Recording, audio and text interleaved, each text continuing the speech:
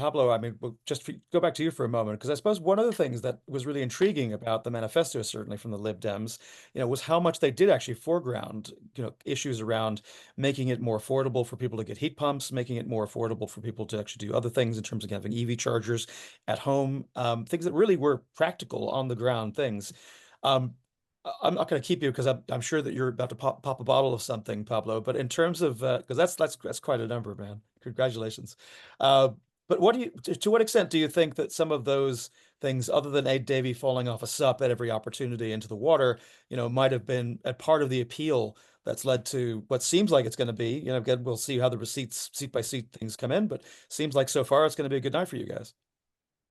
Yeah, I think so. The funny thing is that, as I say, I've worked with the Dems for such a long time now, and I have the one thing I've noticed about them is that they are really like just the biggest nerds you'll ever meet, and they are so into their policy, and that really is not my area. So my area is very much like PR, press, kind of brand, and making things sound good. So I would often take those policies and be like, okay, guys, I now have to translate this into something that the public can digest. But the thing that I always noticed is that whatever the policy, it was always very well thought through, very contextualized. They understood what they were trying to deliver. And I think the funny thing is that they often get sort of picked up on and were in this campaign on the tuition fees fiasco back in 2011.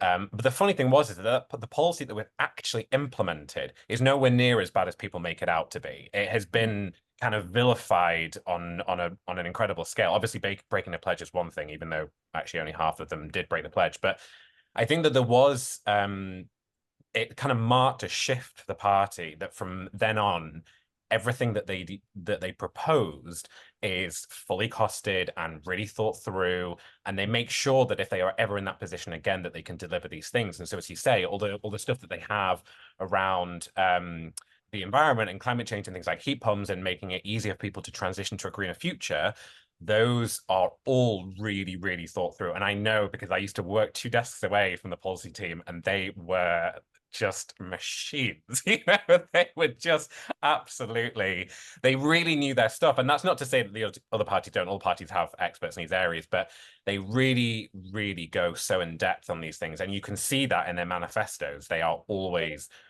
really heavy in detail.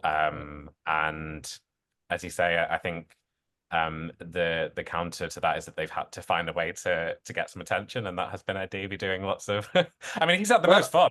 If you had to I, choose one campaign to join, I think we'd all choose that one. I, I can't contradict you on that, but John.